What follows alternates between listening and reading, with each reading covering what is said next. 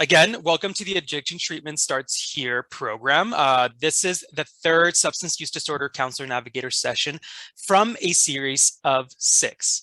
So first, I want to also share that these sessions will be recorded and posted in our ATSH peer forum site.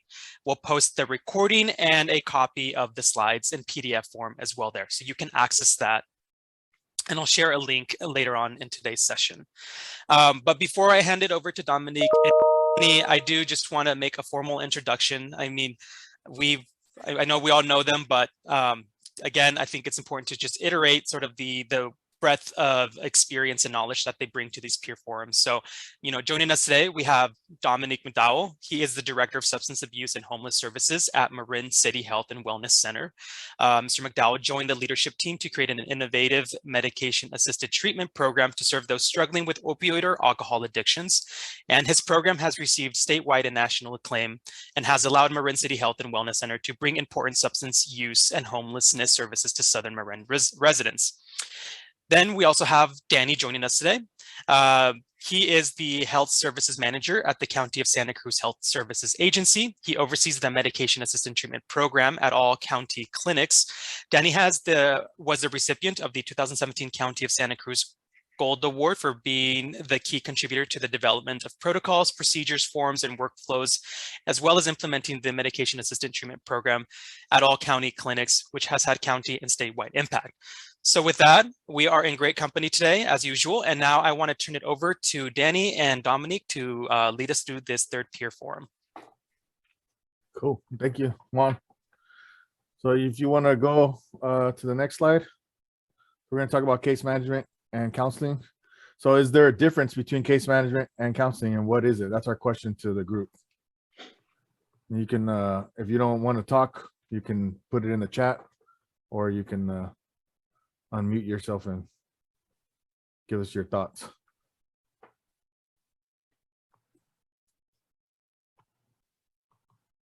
I was actually both.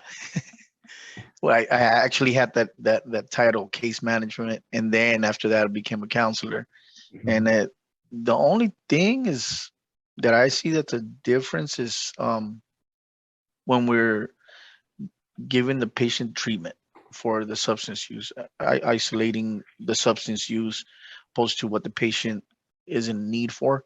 Because usually what I did is, as a case manager, whatever resources the patient may have needed, I contributed to that, and whatever substance use issues they had, I made sure that the counselor was aware of it. Beautiful. I think that's the difference. That's a good way to break it down. Thank you. I can't see your name. I'm sorry.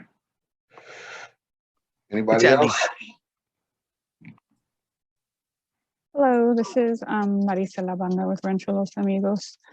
I definitely feel that with counseling, your focal point is relapse prevention, crisis intervention, and with case management, it's more of a linkage, to other resources within the community. Beautiful. Thank you. Anybody else? Aaron, Susan, come on, y'all are all stars every week. Hi, this is Susan. Hey, Susan. This is Susan. Both of what they said is correct. And I think it's hard to be a counselor if you don't throw some case management in there. If you do not connect them to some services that they might need on the outside of your program, because they aren't just, addiction isn't a separate thing. It's within their whole life. So their housing, their environment, the people they're around, all of that stuff comes into, so it's just part of what we do, I think, naturally, is to try and connect them to people who can't do what we're doing, or are doing something different than we're doing outside of our agency. Okay. I was gonna say that everybody nailed the obvious, I think one of the important things that I try to pay attention to and kind of, you know, depending on the situation, is try to encourage the patient that a lot of this stuff is stuff that they can do themselves, and not just taking the wheel and doing it everything for them, but giving them the resources and helping them follow through with it on their own. Mhm. Gives them the confidence to kind of realize that they are capable, that they are worthy, that they are, you know, just able to get their life back together more on their own than just having somebody hold their hand the whole way. So that's something I try to pay attention to along the way. Cool. Cool. Anybody else have anything else on that?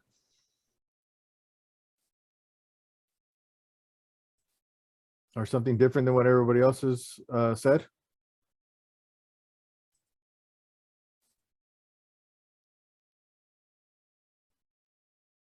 Okay.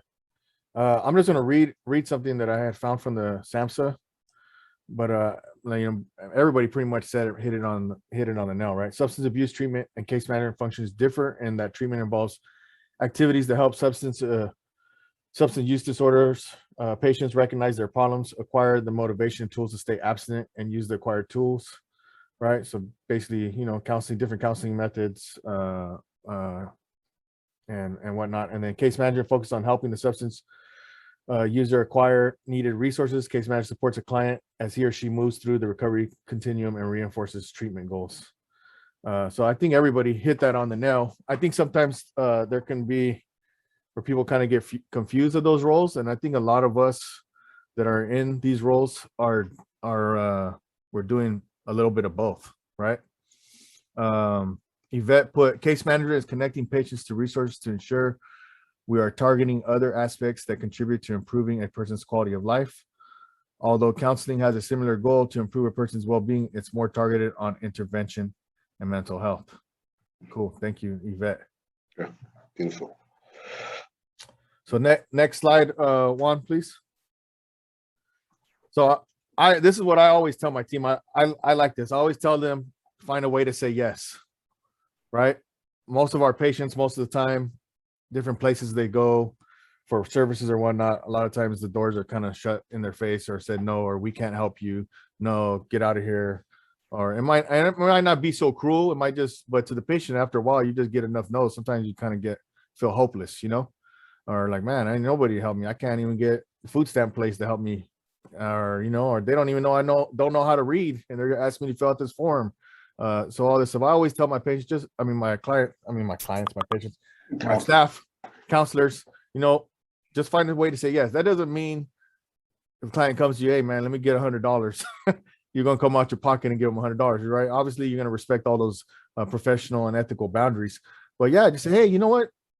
How can I help you out? Come on, let's come in here and let's talk, you know, not automatic no to whatever they're saying. Because right there, you're building rapport and you're looking at it or you're showing them like, hey, you matter, you know, Right.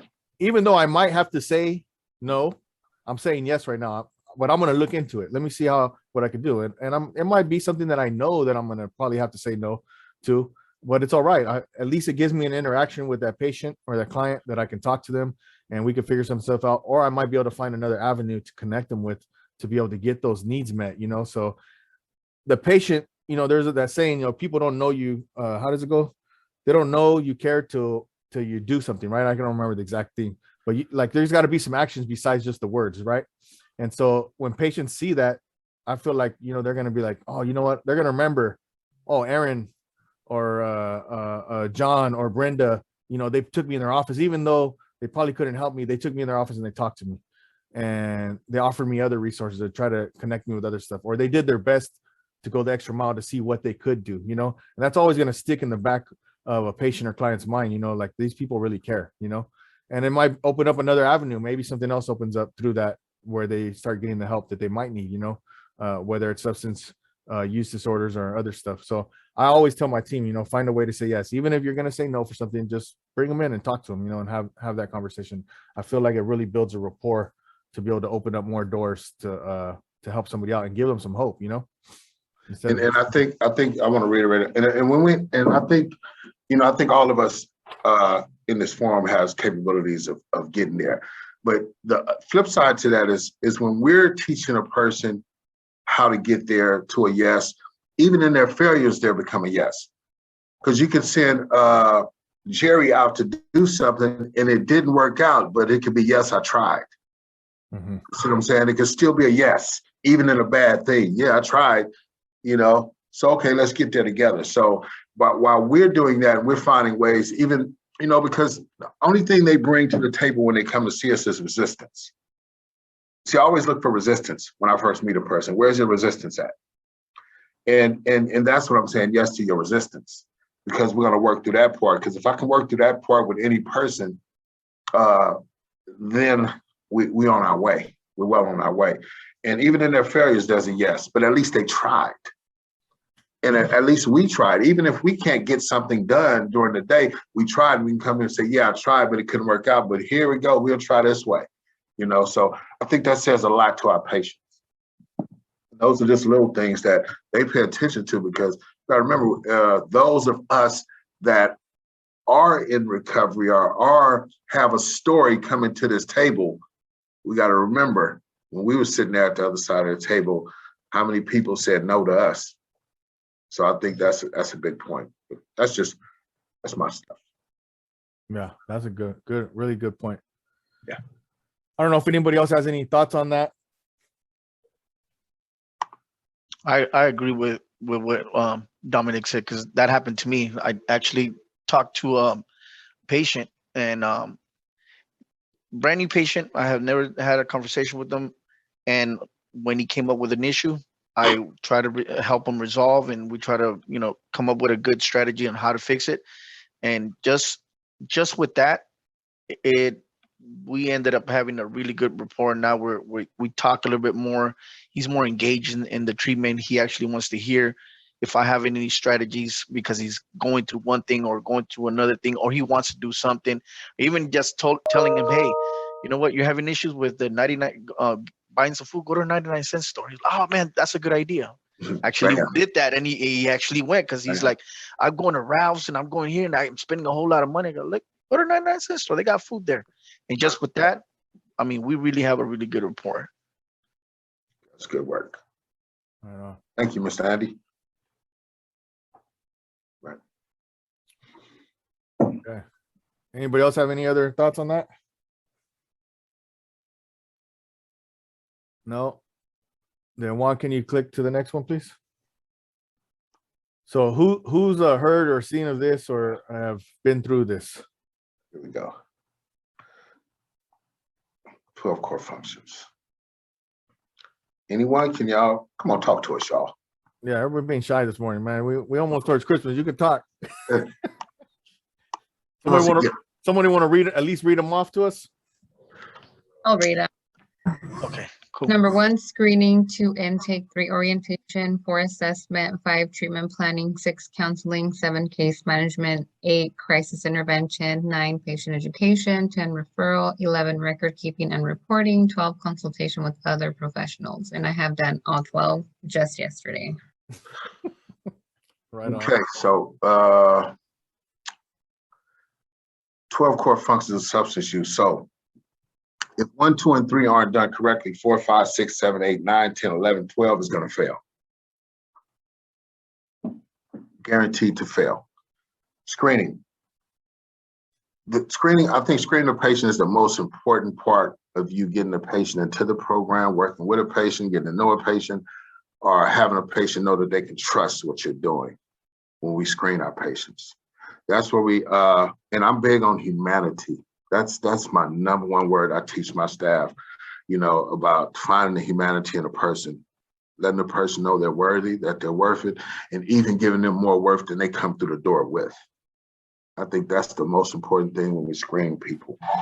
And while we're screening them, if we get the buy-in right there in the screening process, and that could just be a phone call I don't know how everybody else screening process work at their facility, but at ours first screening is done and we'll call you on the cell phone, and that's where the encapsulating part of the program starts. We're finding out who you are so we can tell you what we can offer you. You know, we trying to fill in all your gaps and make you feel safe from just that phone call. And then, and once we bounce to the intake, now when we're going to the intake, we actually all these personal questions that we can ask you, you'll feel kind of safe to answer them.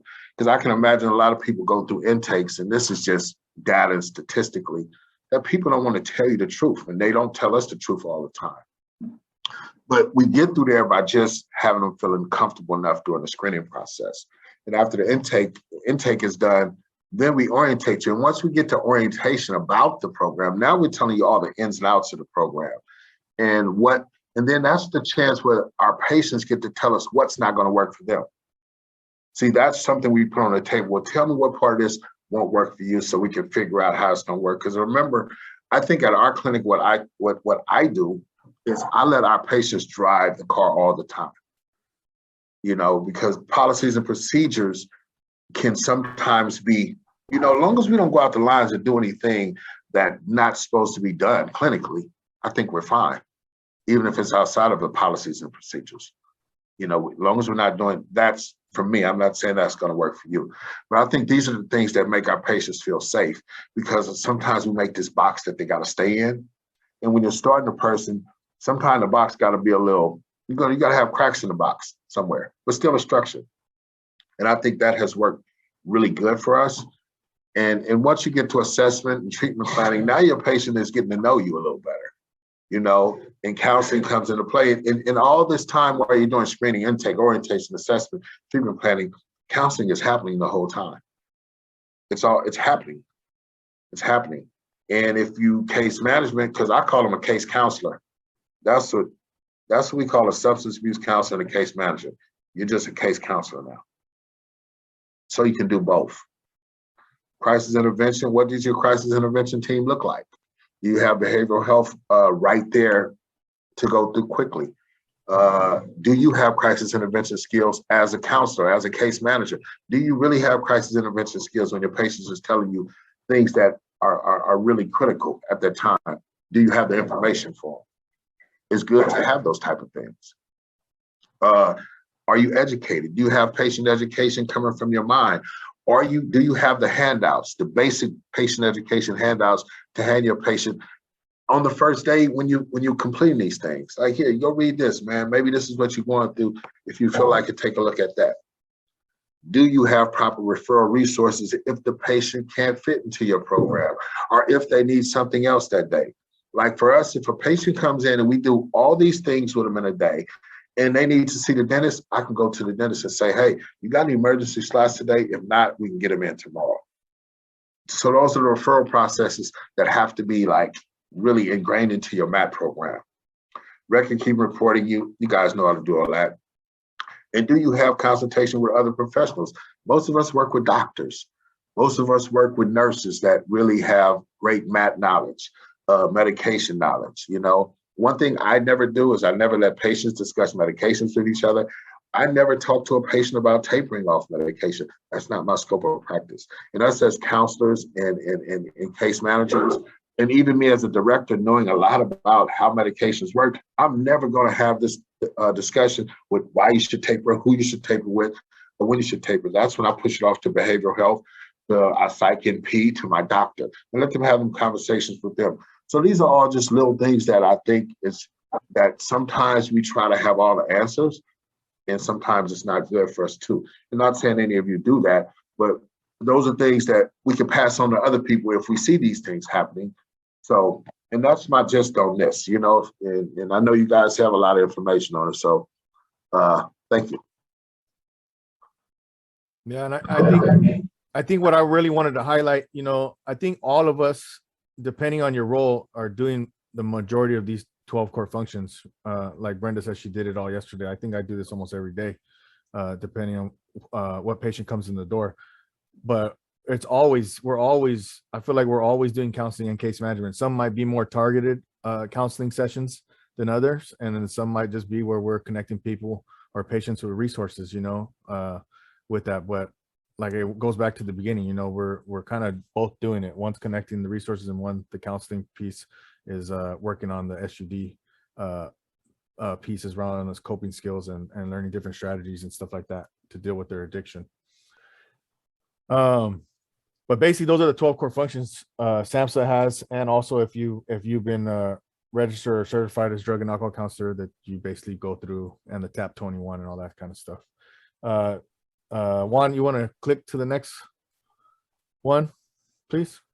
So you identify the needs through your intake assessments, right? Kind of the stuff that we talked about last time, and then we just looked at with some of the 12 core functions. So what's next?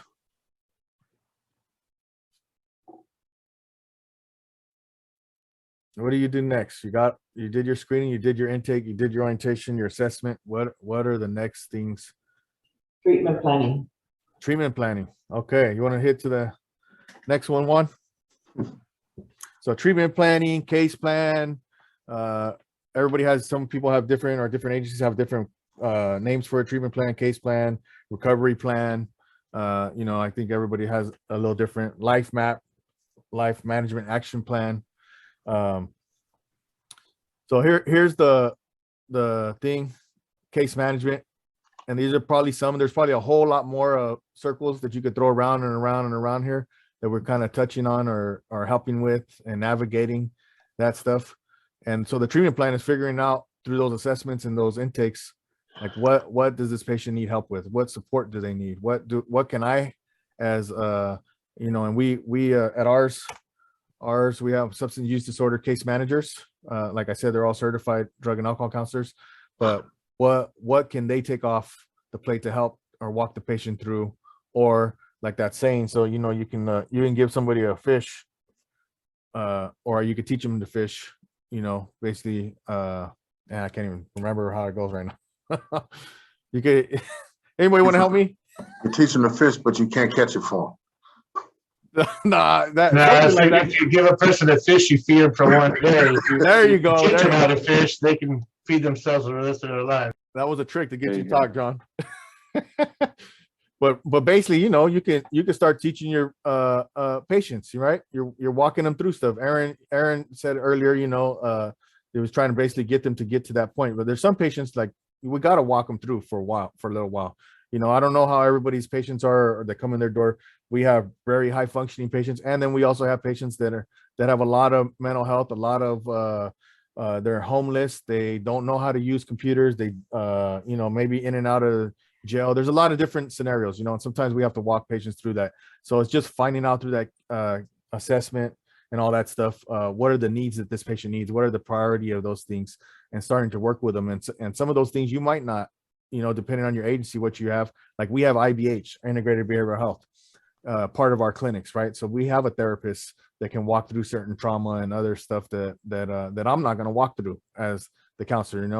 I'm going to connect you with IBH if you're comfortable with that. I might be the linkage as a case manager and counselor, and we might cover some other things around that, but I'm going to connect them with a therapist or psychiatrist to go a little bit more deeper into those things, And so, like I said, these circles, there can be a lot of different stuff, but we're basically, like, all of us are pretty awesome at multitasking and connecting stuff for patients, or helping them get connected to depending on their functionality. Next slide. So here's an example. I have this for ours. Like I said, is different in our EMR. It looks a lot different. We have it under goals in our EMR. We use Ocean Epic. But here's a paper, and I found this to be helpful with patients. Some patients it's not. Sometimes we do this on if they can use their phone. Everybody, you can use a lot of different things. Sometimes it's cool, which I have had a lot of success. I have this paper, and we write out certain steps. You might not want to write down everything that they want to do or they want to work on, or what you identified in their assessment plan or assessment for this plan, because that might be overwhelming. Maybe you give a couple things for a week if they're checking in with you weekly, and kind of go over it, and then they can put this in the back of their pocket, and they can check it off as they go. I've had a lot of success with patients. We walk through what they're going to do, the steps they're going to do, and some people, like I said, it might be overwhelming. Maybe they're only going to do one thing that week, and as they're learning and growing, they start doing more. But this kind of gives them a sense of accomplishment. You know what I mean? I put little boxes right there. They can write the date and mark a little check through it or cross it out. And I see a lot of patients come in and feel like, man, I did that. You know, I got that done. And then you as the drug and alcohol counselor, navigator, counselor, case manager, whatever, you know, you're giving them praise, you know, and you're walking positive reinforcement. They're coming in weekly or every couple of weeks, depending on how you have things set up at your clinic or your agency. And I have found this to be helpful with patients, especially a lot of my patients that have been homeless. You know, they come back and they'll show me, hey, Danny, I got this done. Look. I didn't get this one, but I got all these 4 done, you know, and so it's pretty cool to see that excitement in them. And then, all right, cool. Well, you knocked that out. That's a good job. You know, let's work on that other one next week, you know, or you feel like you can do that one the rest of this week, or, you know, working through those things has been helpful. Another thing that we have done is we've gone to Dollar Tree and we've went and got those little Dollar Tree planners, you know, they're little tiny booklet ones. We'll get some funds and we'll just buy a bunch of them, you know, and depending, and like I said, it really depends on your patient. Is this going to work for them?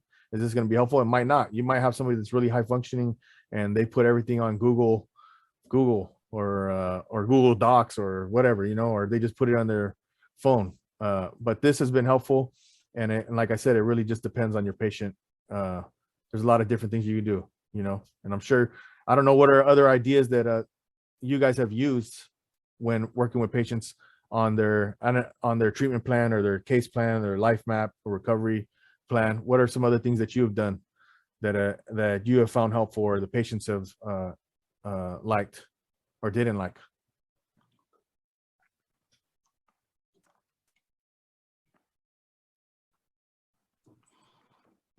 Connecting them with housing, getting their ID, their driver's license, helping them set up appointments with the DMV, things like that.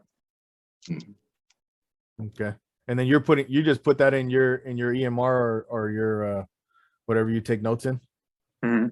Do you give them anything, you know, what, I don't know your patient population, functioning, homeless, not functioning or whatnot, but do you give them anything that they can kind of keep with them to keep themselves on track or say, this is what I'm working on? Yeah, I mean, I've usually, the MAP program here is a little bit different than what I've been used to in the past, outpatient and residential, but I usually, you know, have them attend an outside self-help meeting or something so that they have to report back to me and kind of keep them accountable. Mhm. And, you know, if they have outside doctor's appointments, you know, I ask for the discharge paperwork, at least to look at it and make sure that they're following through with the stuff that we have on the treatment plan. Mhm. Okay. Anybody else? I thought I seen somebody else coming off mute too. Yeah, I was gonna share that I kind of use not this form, but I'll pull up like just a plain white sheet of paper and write it down with them. So like you said, just kind of that satisfaction of checking off of doing one thing it comes a long way.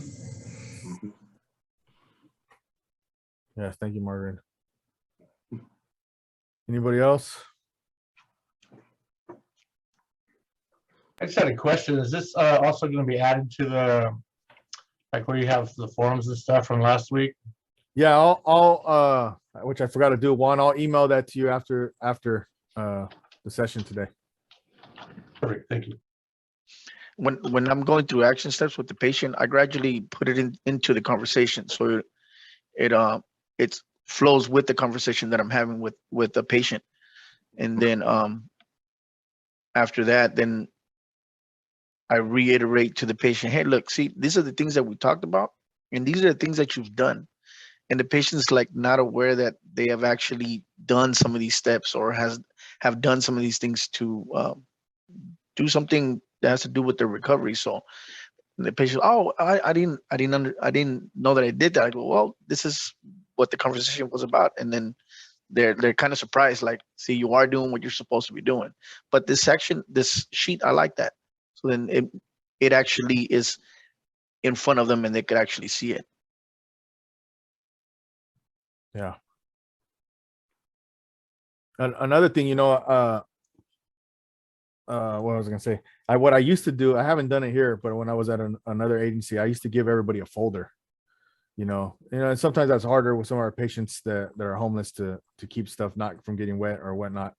And I would give them that folder, and I would have like a filing cabinet in my office where I would keep people's stuff so that when they would come in, so if it was wet outside, or like I said, I had a lot of patients that were homeless.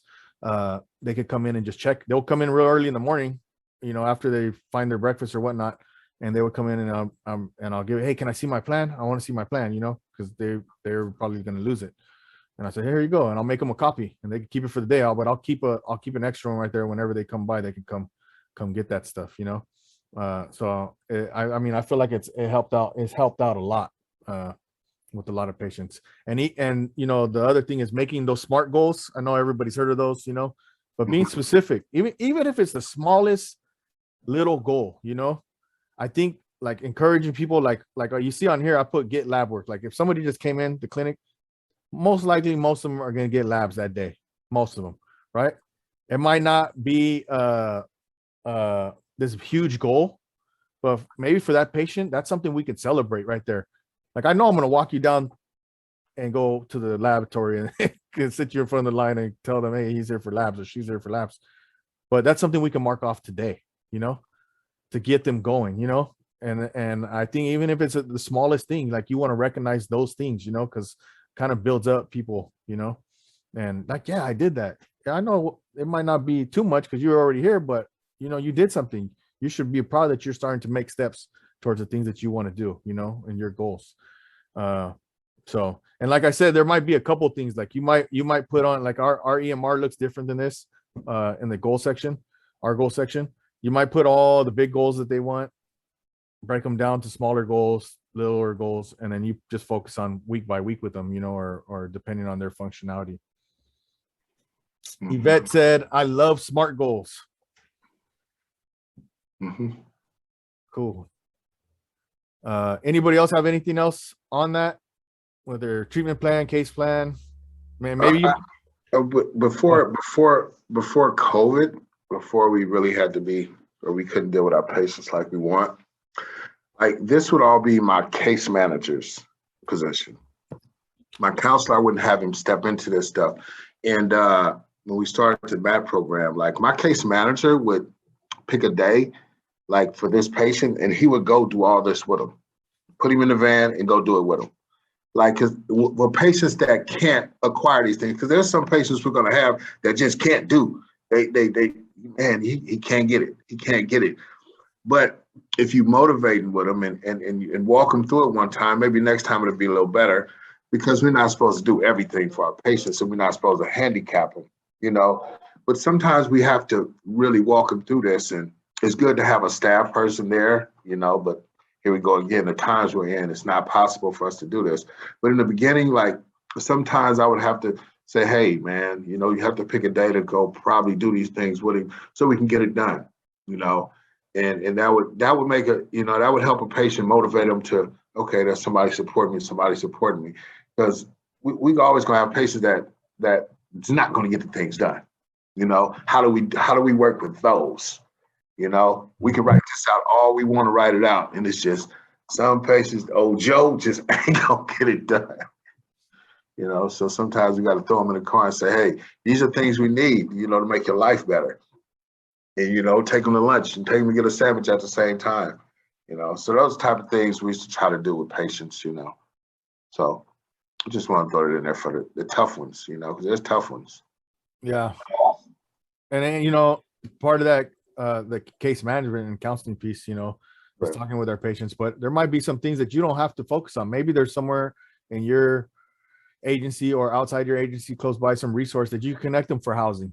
Maybe you do a little piece with them of helping the housing, then you connect them to this other agency that does all the other piece. So that part you don't really have to case manage except for just checking in on the progress where that's at. And might be some others. There might be another case manager like for us in the clinics that can go with the patient and hand walk them if we're not able to for certain things, and then we connect them. So there's a lot of moving pieces, a lot of multitasking, a lot of communicating and collaborating with other people.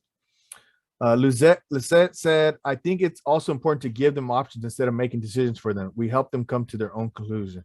Mm-hmm. Yes.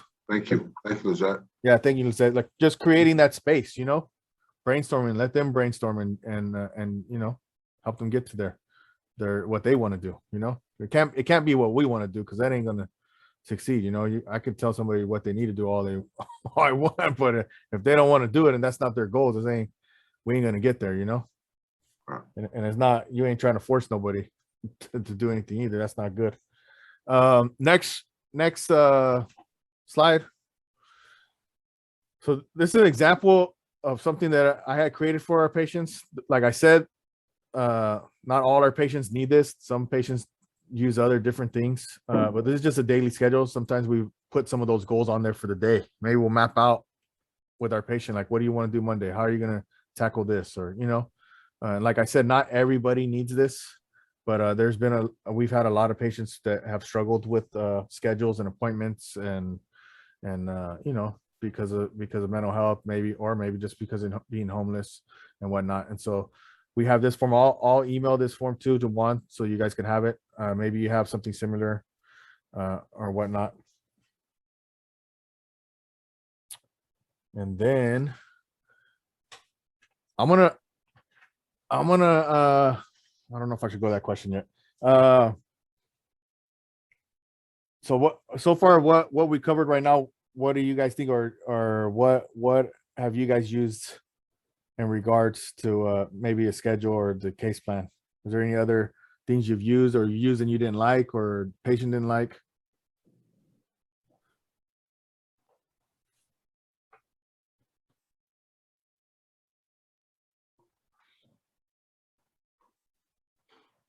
No. I like the tools that you incorporated, like the list and then this daily schedule to-do list.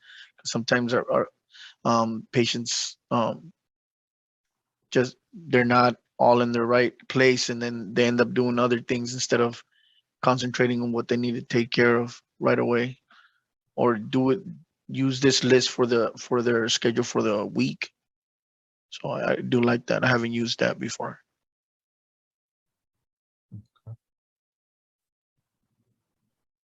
Anybody else?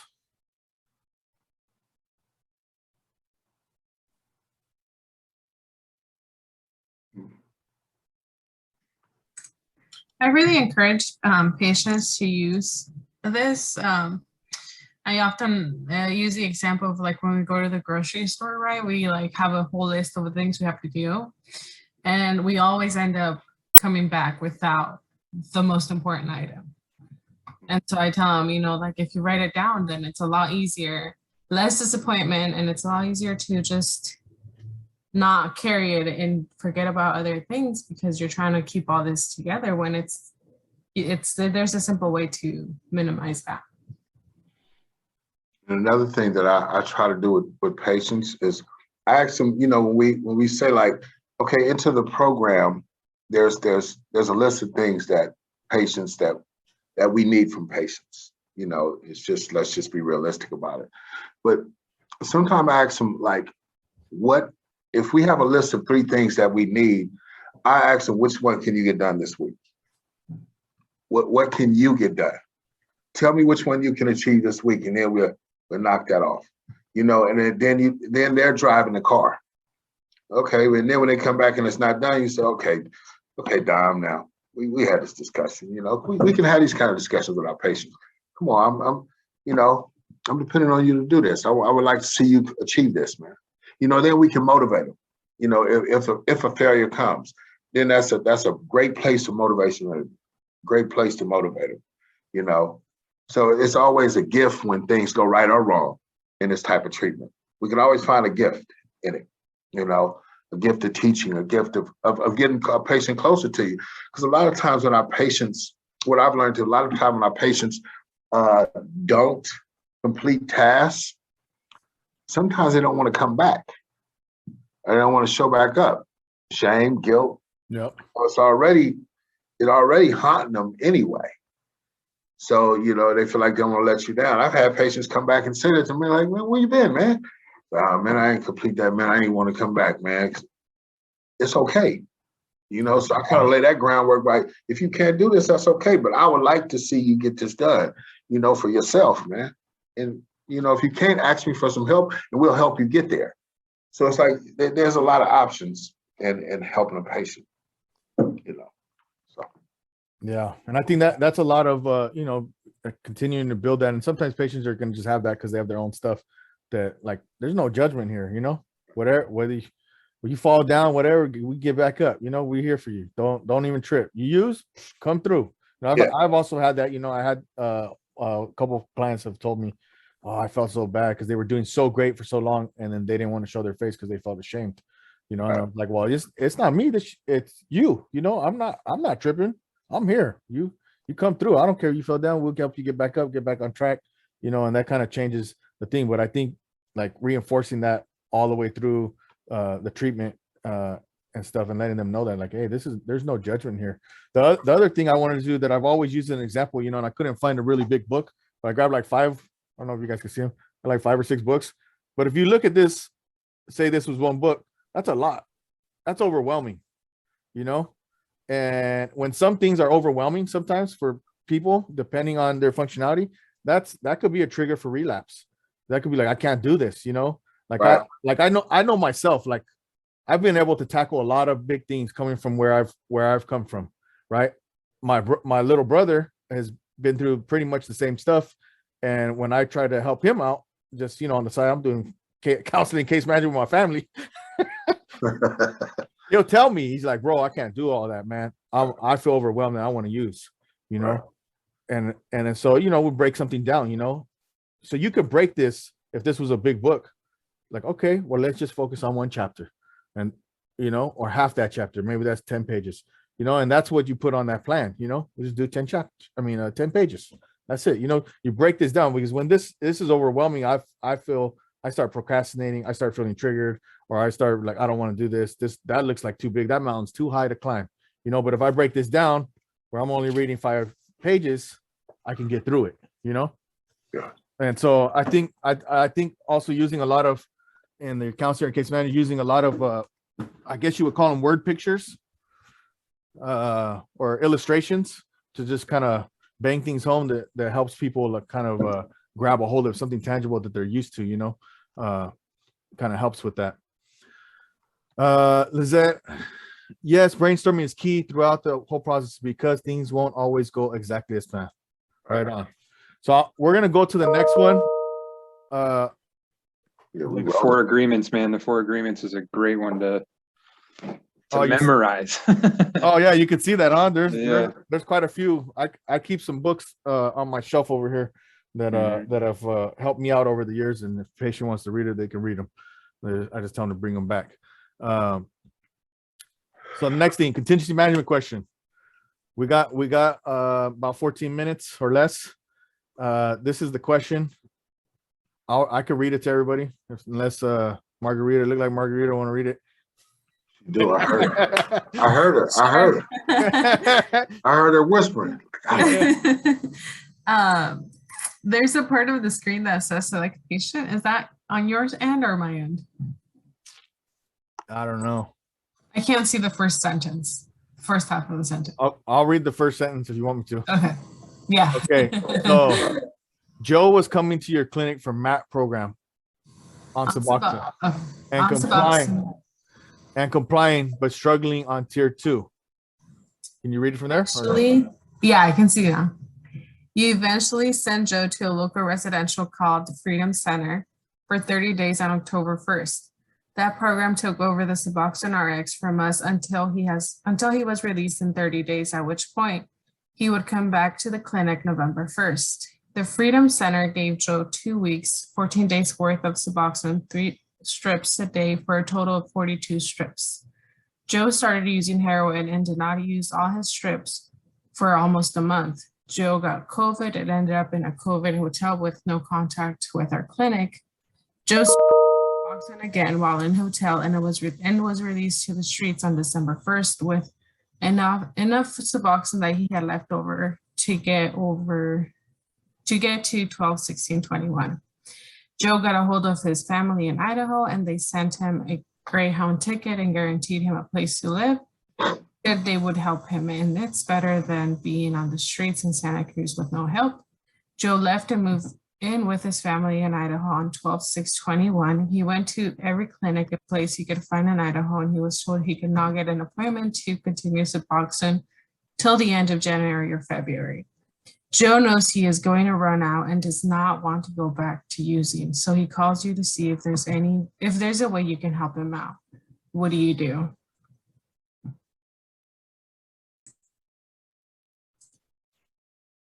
I would try to get him some help, trying to see what resources they have over there in Idaho and see if we can get him an intake, because maybe he's not able to get to an intake, but if someone in the field can, maybe they could get an appointment with them. I would also ask his doctor where he got the last fill to refill it, because I believe they can refill out of state. Right? If I'm wrong, but we did it once. Mhm. So you find For our office, this happens all the time.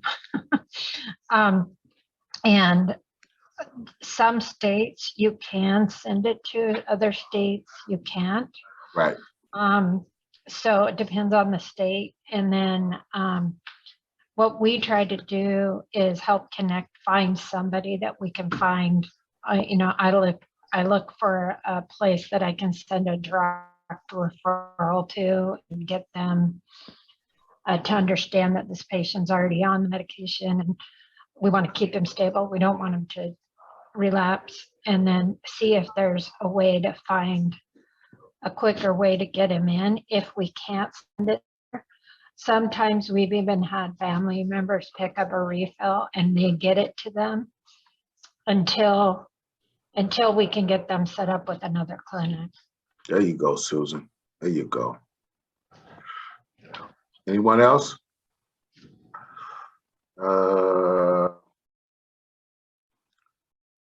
Carmina. Maybe everybody's working right now.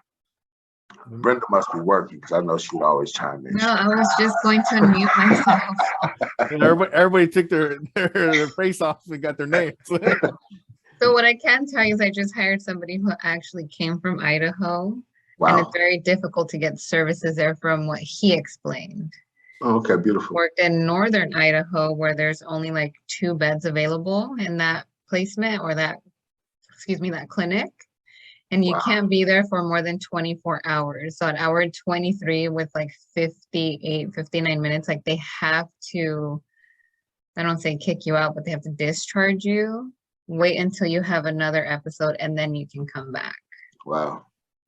When you mentioned Idaho, I'm like, well, services are really tough to get over there because it's just it's not California where you can try to venture somewhere else and get services. So, I mean, we can do as much as we can from our end, but it just depends what services they offer in Idaho. Mm. Yep. Well, Susan had a beautiful kind of same system we would use. That's one of our systems. A family member can pick it up and get it to you. Yeah, most of the time our practitioners, it's just a system in our clinic that if a patient goes out of state, we can verify that. We know that they're out of state. We'll send 30 days. And what we do is we'll still keep them open in our system because some people leave and they always come, they find their way back. So we'll just keep it open and they come on back and we continue to prescribe for them. That happens a lot in these type of programs, patients up and bounce to another state. So I think a standard thing is, if you got a family member, I think that's the easy way to do it. And then we'll search out pharmacies in the other state. But some states it's really kind of hard for a pharmacy to get it. It was a place in Wyoming where a patient went and we called 3 pharmacies and they did not even know what the medication was. And I was like, this is ridiculous. It was ridiculous. Like they were like, what do you say? Like, what? No, it's buprenorphine.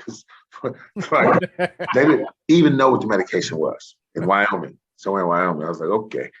But yeah, so you got to get, this is where we, I think somebody spoke to, I think it was Lizette. She said, we got to get creative in a way. So we got to get real creative with our patients.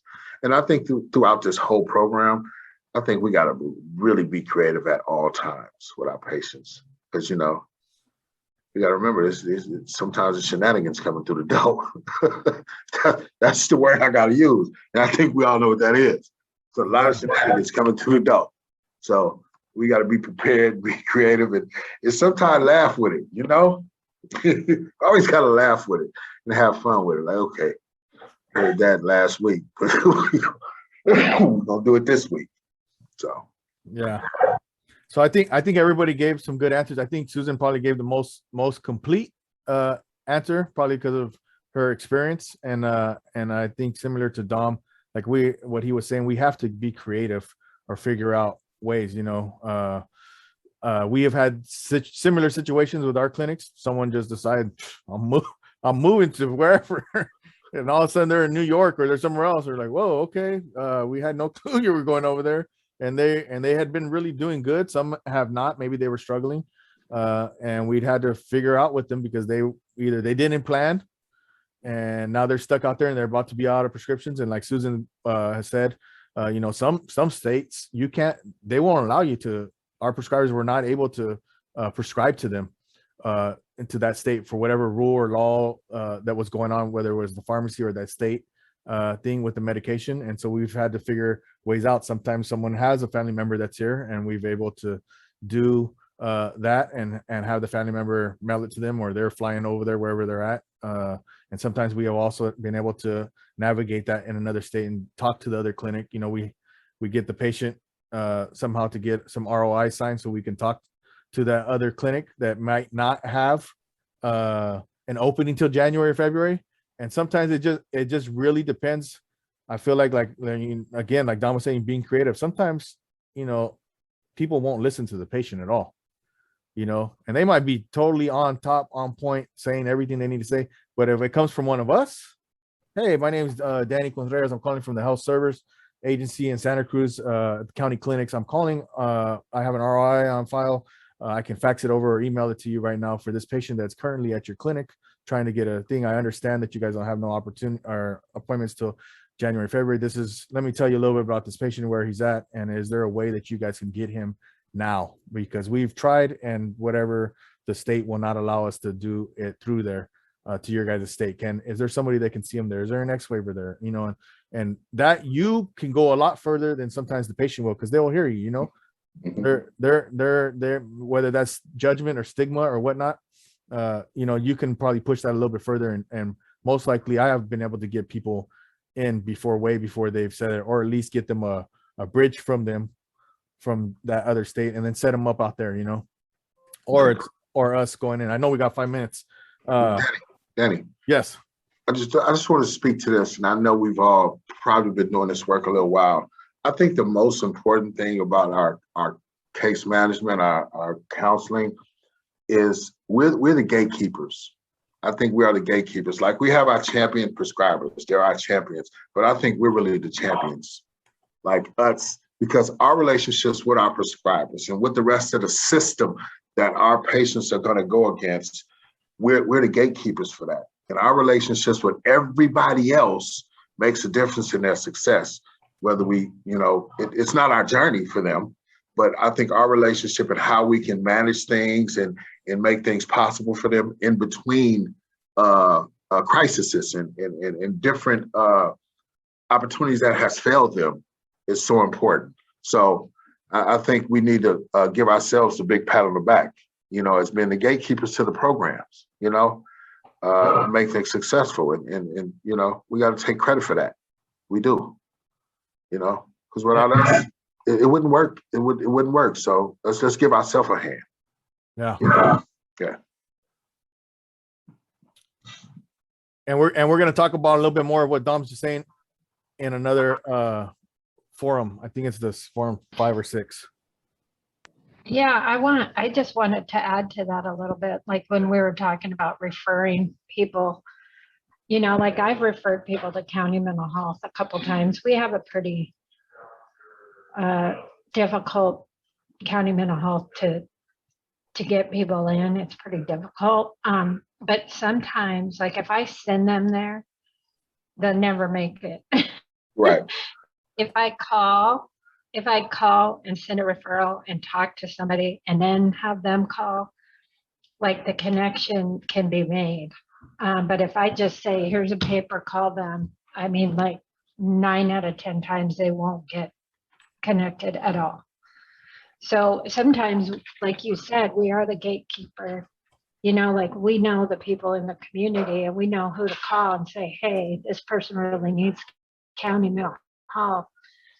You know, they've had 8 hospitalizations or something. Then they're like, oh, okay, tell me their name and send me the referral and send me the ROI, and then we can connect them. So we are the gatekeepers, and we need to be involved. Right, exactly. All right. I think we got 1 minute left, and I think Juan is telling us, hey, Yeah, you better stop. you better stop. We didn't even get finished, but that's cool. Right, it's beautiful. That let me know we doing it. We all involved, so that's good.